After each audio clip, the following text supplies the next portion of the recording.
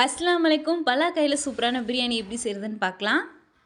பலாக்காயை ஈஸியான மெத்தடில் எப்படி கட் பண்ணுறதுன்னு ஃபஸ்ட்டு பார்த்துடலாம். இதை கட் பண்ணிக்கோங்க. அதுக்கப்புறம் இதை சின்ன சின்ன பீஸாக கட் பண்ணிவிட்டு அதுக்கப்புறம் தோலை கட் பண்ணும் போது ஈஸியாக இருக்கும் மொத்தமாக கட் பண்ணுறதை விட. மஞ்சள் தூள் உப்பு சேர்த்து ஒரு கொதி கொதிச்சோன்னு தனியாக எடுத்து வச்சிடலாம்.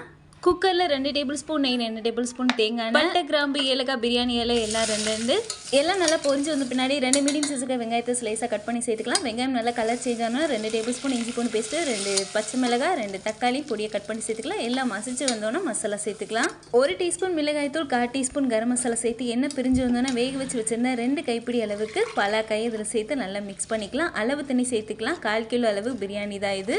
2 டம்ளர் அரிசிக்கு 4 டம்ளர் தண்ணி. இதுக்கு தேவையான அளவு உப்பு சேர்த்து நல்லா கொதிச்சு வந்தோன்னா நம்ம மூடி வச்சு 2 விசில் விட்டு எடுத்தோம் அப்படின்னா நல்ல உதிரியான பலாக்காய் பிரியாணி ரெடி.